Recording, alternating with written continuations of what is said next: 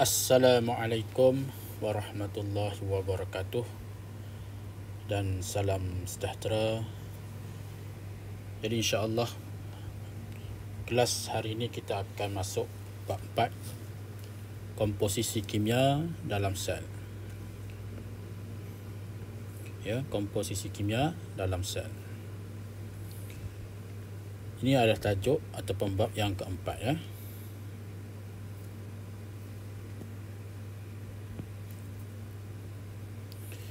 Jadi dalam bab 4 ni ya, kita akan lihat apakah yang terkandung dalam sel dari aspek komposisi kimia.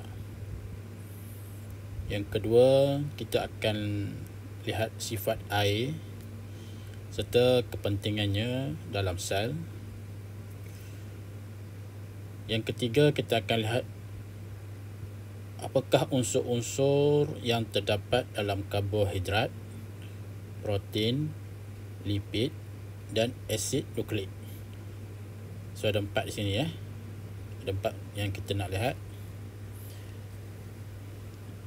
Yang keempatnya, bagaimanakah polimer terhasil daripada monomer.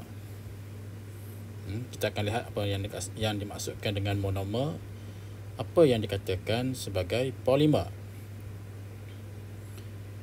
Dan yang kelima, kita akan lihat apakah kepentingan karbohidrat, protein, lipid dan asid nukleik dalam sel. Sebenarnya, apa yang bakal kita pelajari ini, banyak sebenarnya kita dan anda semua telah belajar semasa menengah rendah dalam subjek sains. Ya. Jadi dalam subjek biologi ini, ia boleh menambahkan lagi pengetahuan sedia ada dan meningkatkan kemahiran dalam mengolah sesuatu fakta. Jadi sini ada satu persoalan yang mungkin boleh difikirkan nanti, iaitu bagaimanakah pengetahuan mengenai unsur dan molekul biologi digunakan untuk kawalan biologi siput gondang. Sebenarnya kataan kawalan biologi ini anda telah jumpa, telah pelajari semasa sains tingkatan 2. Ya. Jadi tidak ada benda yang baru sebenarnya dalam mengemukakan persoalan ini. Cuma bagaimana kita nak memperkemaskan lagi jawapan kita tu sesuai dengan usia, sesuai dengan kematangan awak.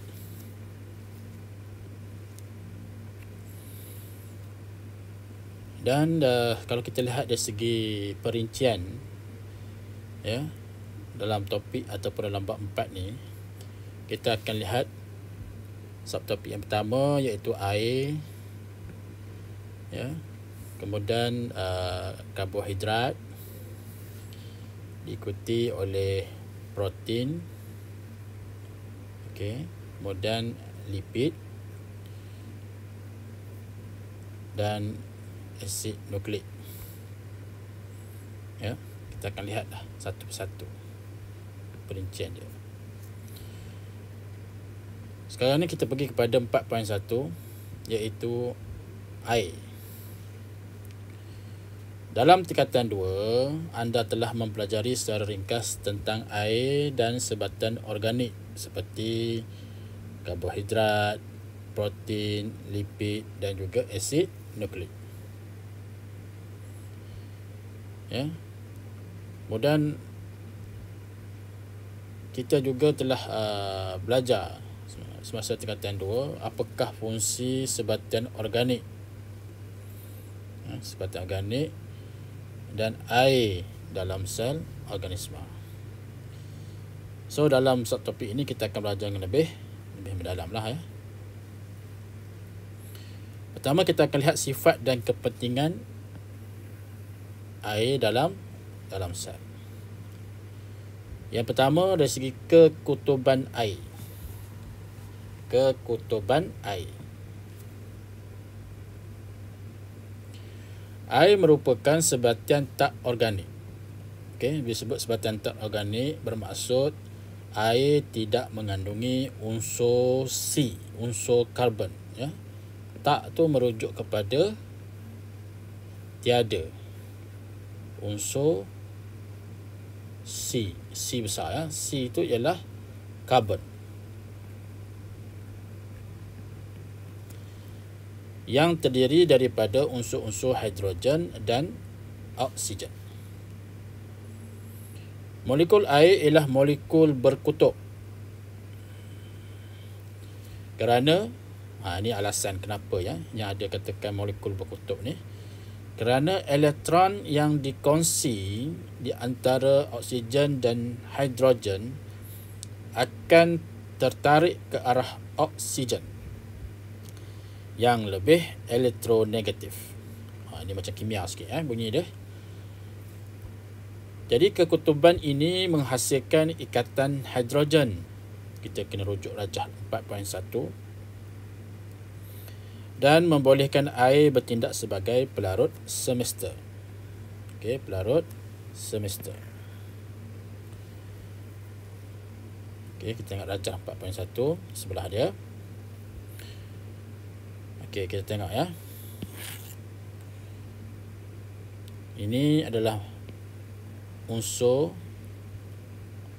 ya, unsur oksigen, dan ini adalah unsur hidrogen. Jadi mereka ni saling, ya, saling tertariklah antara satu sama lain.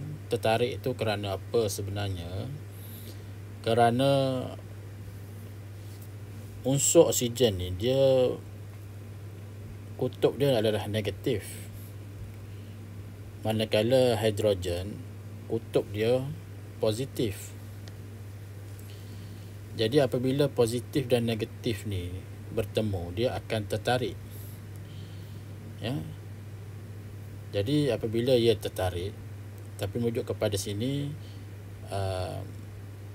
mereka akan tertarik yang dipanggil sebagai elektronegatif. Sebenarnya mereka ni dia berkongsi, ya.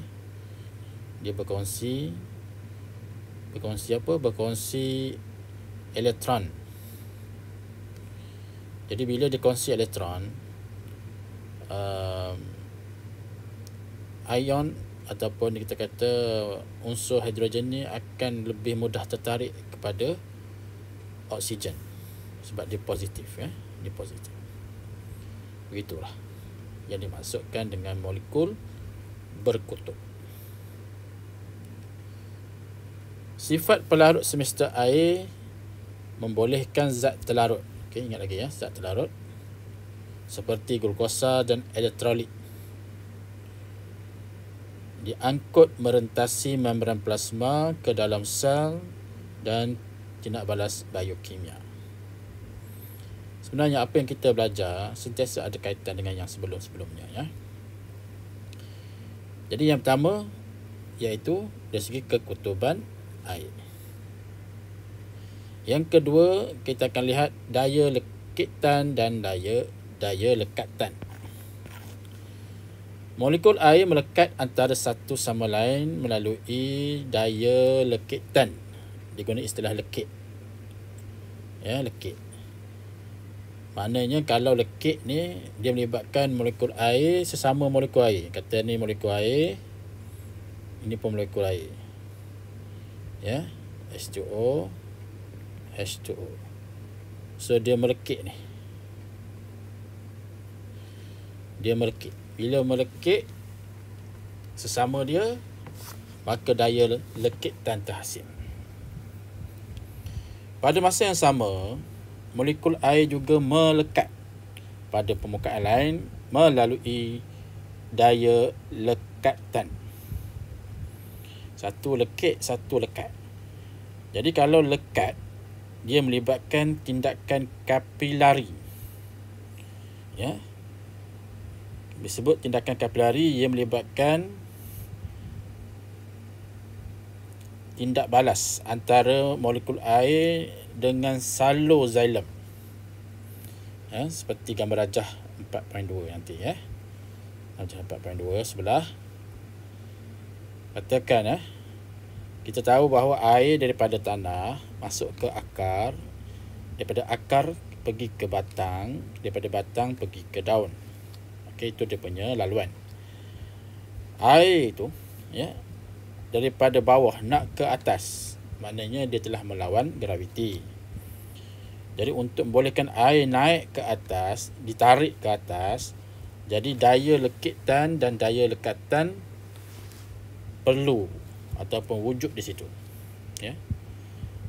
Cuma kita nak bezakanlah lekatan dengan lekitan tu. Lekat melibatkan molekul air dengan dinding kapilari ataupun dinding salur xilem. Manakala kalau lekitan antara molekul air sesama molekul air. Jadi kedua-dua daya ni kita panggil sebagai tindakan kapilari. Kita akan belajar dengan lebih lanjut berkaitan dengan daya lekitan dan lekatan ini dalam topik ataupun dalam bab yang berkaitan dengan transpirasi. Transpirasi tumbuhan. Jadi kita lihat di sini, dia kata kedua-duanya menghasilkan tindakan kapilari yang membolehkan air memasuki dan bergerak di sepanjang ruang yang sempit. Misalnya salur xilem. Okey, salur xilem. Itu yang kedua. Yang ketiga, muatan haba tentu air. Air mempunyai muatan haba tentu yang tinggi, iaitu sebanyak 4.2 kilojoule per kilogram per darjah Celsius. Okey, cara baca dia 4.2 kilojoule per kilogram per darjah Celsius. Ini bermaksud 4.2 kilojoule tenaga haba diperlukan untuk menaikkan suhu 1 kilogram air sebanyak 1 darjah Celsius. Ini maksud muatan haba tentu yang tinggi ni. 4.2 kilojoule tenaga haba diperlukan untuk menaikkan suhu 1 kilogram air sebanyak 1 darjah Celsius. Air menyerap banyak tenaga haba dengan kenaikan suhu yang kecil. Ciri ini sangat penting untuk mengekalkan suhu badan organisma. Itu yang ketiga. Jadi sini kita ada beberapa perkara yang kita kena fikirkan, iaitu bagaimanakah haiwan akuatik, iaitu haiwan yang tinggal dalam air, dapat hidup di dalam air laut yang beku. Seperti gambar foto 4.1 ni. Beruang kutub hidup di kawasan air laut yang dilitupi ais. Bagaimana soalan dia? Jadi kita kena fikirkanlah. Kemudian anda diminta untuk jawab soalan praktis formatif 4.1. Ada 4 soalan di situ. Sila salin dan selesaikan dalam buku nota.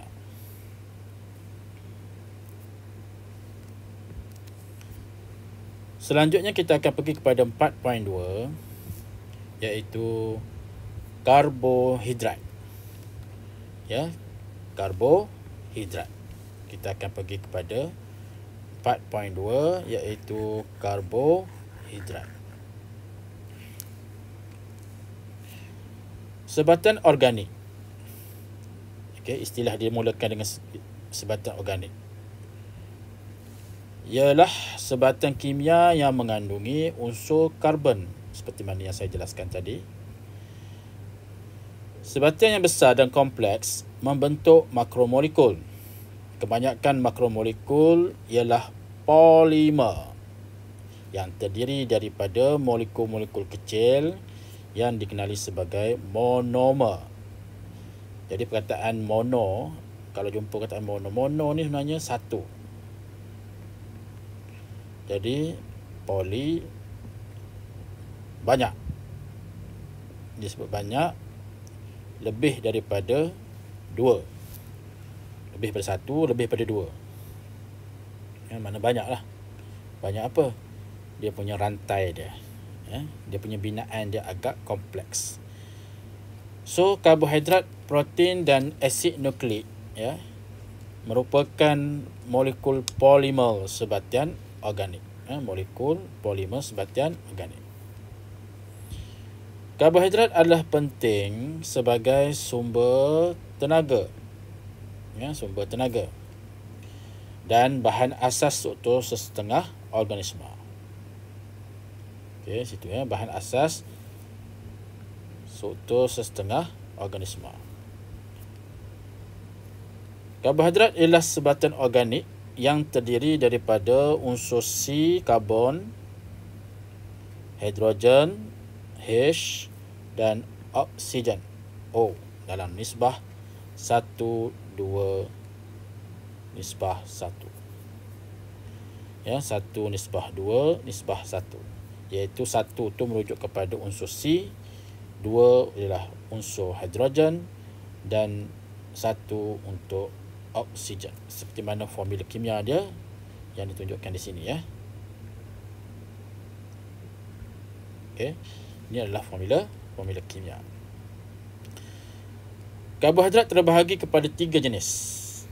Ini penting Yang pertama, monosakarida. Nama dia monosakarida. Yang kedua, disakarida. Dan yang ketiga, polisakarida. Macam mana yang saya sebutkan tadi, mono tu maksudnya 1, di artinya 2. Okey, di artinya 2. Dan poli tadi lebih daripada 2 ataupun banyak. Kita akan pergi kepada jenis-jenis karbohidrat ini satu persatu. Memula dengan monosakarida.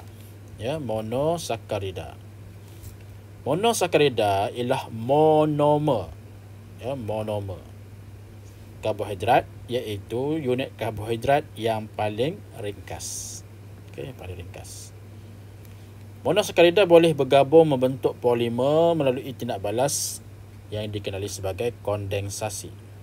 Artinya, kalau monosakarida bergabung dengan monosakarida, dia akan membentuk disakarida.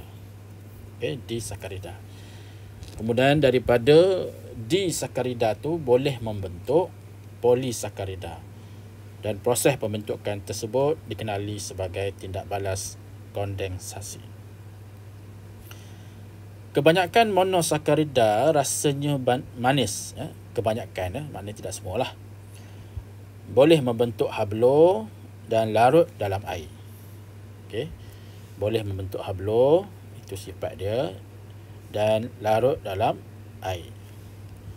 Contoh monosakarida. Contoh monosakarida. Glukosa, itu yang pertama. Glukosa. Glukosa ialah gula dalam tumbuhan seperti padi dan gandum. Contoh ni penting serta buah-buahan seperti anggur. Kita tengok contoh. Maknanya bila sebut padi, gandum, anggur adalah contoh makanan yang mengandungi glukosa.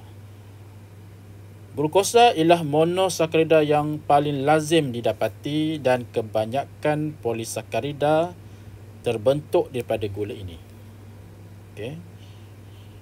Itu yang pertama. Yang kedua, fruktosa. Fruktosa ialah gula yang terdapat dalam madu. Ini contoh madu dan buah-buahan manis.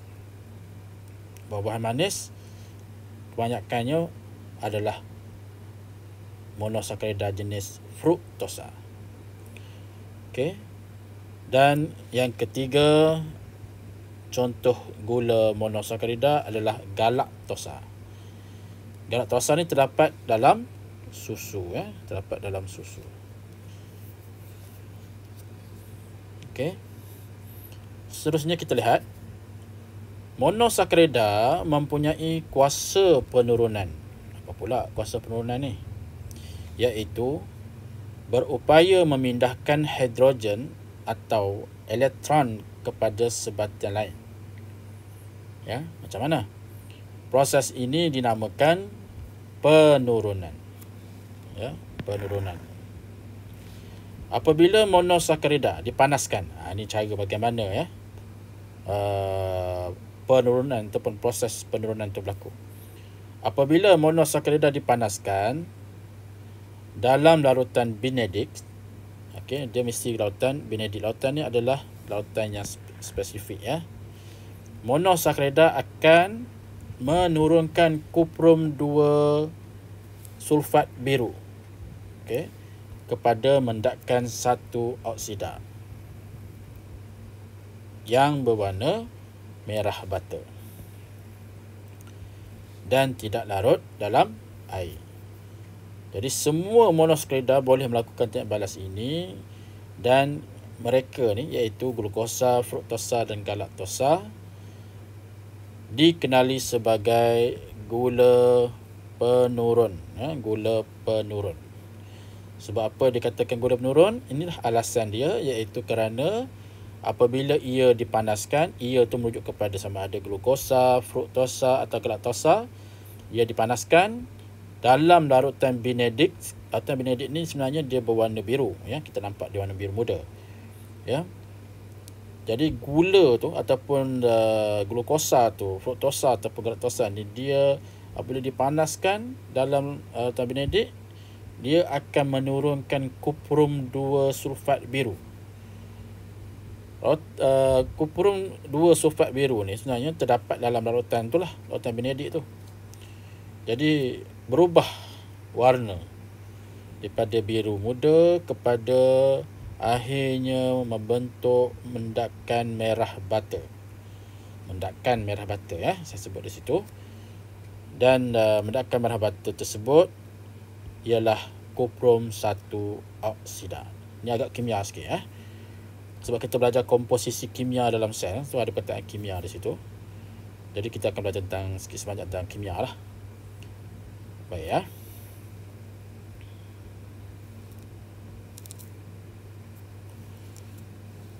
Kemudian kita akan lihat pula gula disakarida. Disakarida. Di artinya 2. Molekul disakarida terhasil apabila dua molekul ringkas iaitu monosakarida bergabung melalui kondensasi untuk membentuk satu unit disakarida. Jadi proses ini melibatkan penyingkiran satu molekul air. Okey, penyingkiran satu molekul air. Sebenarnya perkataan kondensasi itu sendiri ialah satu proses untuk menyingkirkan molekul air. Contoh kita tengok persamaan di bawah. Ya. Ingat tadi ya, glukosa, galaktosa, fruktosa adalah contoh gula monosakarida. Jadi apabila dua gula monosakarida ni dia bergabung, boleh menghasilkan disakarida. Okey. Yang pertama, glukosa tambah glukosa menghasilkan maltosa. Okey, jadi maltosa ni adalah gula disakarida. Ya, maltosa dan air. Air ni kerana apa? Dia disingkirkan. Kalau berada di sini maknanya dia dah disingkirkan melalui proses kondensasi. Kalau glukosa yang kedua bergabung dengan fruktosa, ya, akan membentuk sukrosa. Okey, sukrosa. Sukrosa ni juga adalah gula disakarida. Yang ketiga, glukosa bergabung dengan galaktosa menghasilkan laktosa. Ya, laktosa merupakan gula disakarida ya, dan air melalui proses kondensasi. Ya, nanti saya akan beritahulah cara nak ingat macam mana kaedah dia ya. Baik. Disakarida, okey, maknanya maltosa, sukrosa dan laktosa ni juga boleh diuraikan. Okey, istilah di sini kita gunakan diuraikan ya kepada unit-unit monosakaridanya melalui hidrolisis. Hidrolisis dengan penambahan satu molekul air. Jadi kalau kondensasi dia menyingkirkan satu molekul air, tapi kalau hidrolisis menambahkan satu molekul air. Ya, sebenarnya kita balikkan saja arrow tu. Ya, kita terbalikkan arrow. Anak panah yang ni kita balikkan, pusing je. Ya, maknanya maltosa pula berada di sebelah sini. Kemudian anak panah tu menghala ke sana. Jadi maknanya kalau kita tengok ya, maltosa dan air menghasilkan glukosa dan glukosa balik. Kalau sukrosa ya, tambah air kembali membentuk glukosa dan fruktosa. Kemudian kalau laktosa dan air bertindak balas melalui proses hidrolisis akan membentuk glukosa dan galaktosa ya. Contoh-contoh disakarida termasuklah sukrosa tadi, maltosa dan laktosa ya. Laktosa dan maltosa merupakan gula penurun. Tadi selain daripada monosakarida iaitu glukosa, galaktosa dan juga fruktosa, laktosa dan juga maltosa juga gula penurun. Tetapi apa? Tetapi sukrosa ya, sukrosa ialah gula bukan penurun. Gula bukan penurun. Ingat lagi ya istilah gula penurun tadi. Jadi kalau gula penurun, lawan dia ialah gula bukan penurun. Maknanya kalau dia bukan penurun, adakah dia boleh menurunkan kuprum 2 sulfat kepada kuprum 1 oksida? Jadi jawapannya tidak boleh lah. Tidak boleh lah sebab dia bukan gula penurun. Maksudnya kalau kita masukkan ataupun kita panaskan sukrosa ni dalam larutan benedik, ya, kita akan dapati bahawa tiada perubahan. Maksudnya larutan benedik yang berwarna biru yang mengandungi kuprum 2 sulfat tidak berubah kepada mendakan merah bata. Ataupun mendakan merah bata tu ialah kuprum 1 oksida ya, seperti mana dijelaskan dalam nota sebelum ini. Okey, sukrosa terdapat dalam contoh makanan seperti tebu. Ni tebu. Okey ya, tebu. Buah-buahan manis ya, buah-buahan manis. Kalau kita tengok gambar ni apa ni? Ini adalah keledek ya, ubi keledek. Ataupun apa lagi? Ya, dalam gula bit. Ya. Okey, gula bit.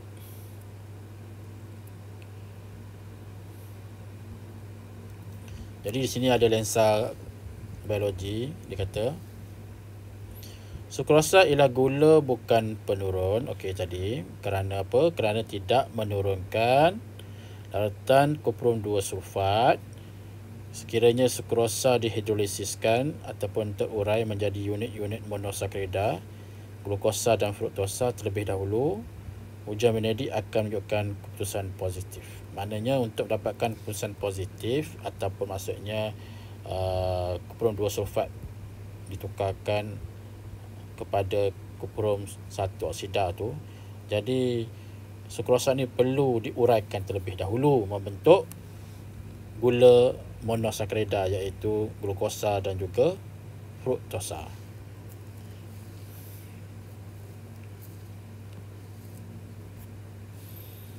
Dan sekarang kita pergi kepada polisakarida. Polisakarida ialah gula polimer yang terdiri daripada monomer monosakarida. Ya, terdiri daripada monosakarida. Seperti di sakarida, polisakarida terbentuk melalui proses kondensasi dan melibatkan beratus-ratus monosakarida, bukannya 2-3 ya, beratus-ratus monosakarida untuk membentuk rantai molekul yang panjang. Jadi nak bentuk rantai ni, jadi kena perlu gabungan beratus-ratus monosakarida. Polisakarida tidak larut dalam air. Itu dia punya sifat dia ya. Polisakarida tidak larut dalam air. Kerana apa? Kerana saiz molekulnya yang besar. Ini dia punya reason ya, kenapa dia tidak larut dalam air. Polisakarida tidak mempunyai rasa manis dan tidak menghablu. Ya, tidak menghablu. Polisakarida juga boleh diuraikan melalui hidrolisis. Jadi kalau nak uraikan guna hidrolisis ya, dengan bantuan asid cair. Asid cair satu.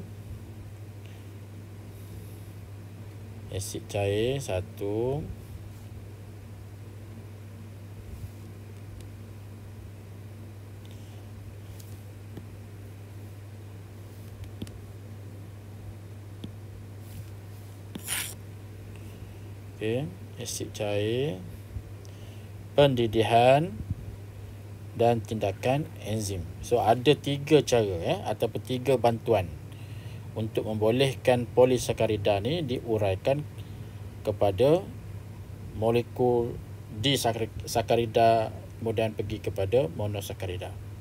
Iaitu yang pertama bantuan asid cair, okey, pendidihan dan juga tindakan enzim. Jadi polisakarida memainkan pelbagai peranan dalam organisma. Kita tengok apakah kepentingan karbohidrat dalam sel.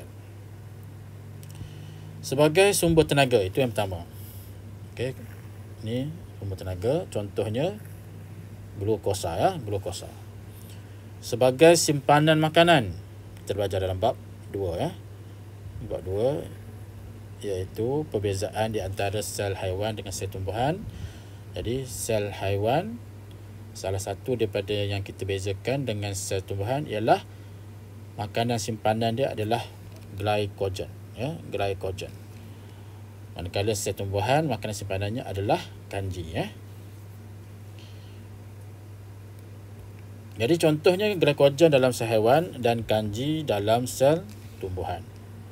Sebagai yang ketiga, sebagai struktur sokongan. Okey, contohnya selulosa, okey, yang terdapat pada dinding sel tumbuhan. Jadi maknanya contoh gula polisakarida ni ataupun polisakarida ada 3 ya, iaitu selulosa, kanji dan juga glikogen. Seperti yang jelaskan tadi berdasarkan gambar rajah ni, selulosa ialah struktur utama dalam dinding sel tumbuhan. Okey, tengokkan gambar ni. Okey, perhatikan dinding sel tumbuhan. Okey, kemudian ni dia punya rantai dia, ni rantai dia. Rantai dia terdiri daripada banyak ya, beratus-ratus gabungan monosakarida. Ini satu ni ialah monosakarida ni, satu ni.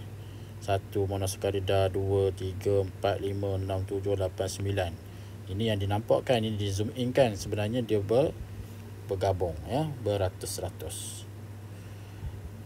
Kemudian kanji. Kanji ialah polisakarida simpanan utama dalam tumbuhan.